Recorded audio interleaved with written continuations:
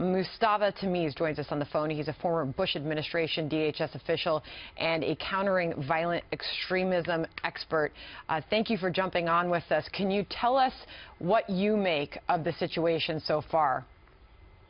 Well, this looks reminiscent of so many things that we've seen over the last several years.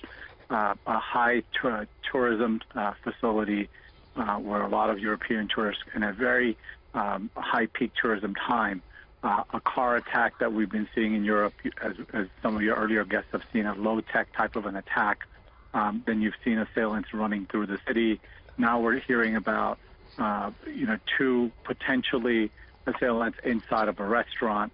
This reminds me a little bit of what we saw in Bombay in the Taj Hotel years ago, where assailants held up inside of a hotel, took some hostages to try to prolong a media blitz where they were able to talk about their demands, talk about their issues, and keep hostages. So this is reminiscent of many of the things that we've seen that politically they try to get their issues heard, to give voice to their narrow, disgusting viewpoint. Mustafa, I want to also say, because Barcelona is such a popular tourist destination for many Americans, the U.S. consulate in Barcelona is saying, Americans in Spain, if you are safe, be sure to notify friends and loved ones. If you use social media, be sure to update your status. We are aware of the reported incident in Las Ramblas in Barcelona. Please avoid the area and monitor local police for updates, which we are.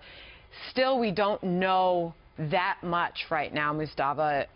What is it like on the ground right now as they try to figure out what is happening and what is still happening on the ground there?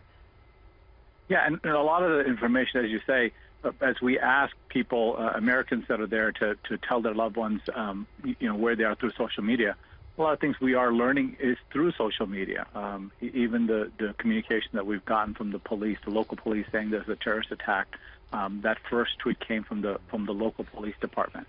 In this age, whether it's the local police department, whether it's families, or whether it's terrorists, many of the communications come through social media.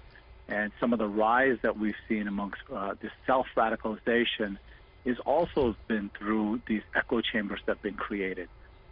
People live in these social media memes, and they begin to radicalize because they create a group of people that they listen to in these echo chambers. These extremist viewpoints begin to harden and eventually lead to violence like this. So in Spain, what makes Spain a very unique place is that there's been separatist movement in Spain. So they're completely non-religious separatist movement. The extremist bombing, the train bombings that we saw, in 2004. And then we saw in 2006, we saw an airport bombing.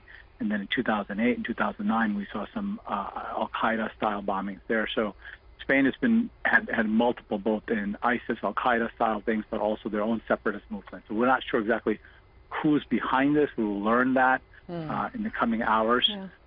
But it could be far more complicated than what we've seen in Brussels and London.